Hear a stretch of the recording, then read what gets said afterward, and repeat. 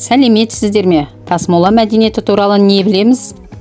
Тасмола мәдениеті орталық Қазақстан жеріндегі Мұғалжар таулары аумағынан табылған. Исседун тайпаларына тән. Исседун тайпасына тән обалар, мұрт обалар. Осы тасмола мәдениетін кім зерттеді? Мир Қадырбаев зерттеген.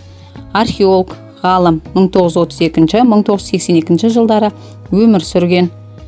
Неге тасмола мәдениет деп аталды? Жер атауына және обадағы тізбектелген тас қойылғандығына байланысты тасмола мәдениет деп аталды. 300 ескерткіш зерттелген мұртты обалардың 4 түрі бар екен. Тізбектелген тастардың ұзындығы 20-200 метр. Жылқы мен қыш ыдыстарды бірге жерлеп отырған Павлодар облысы Екібастұз ауданынан табылған. 7-3 ғасырларға жатады.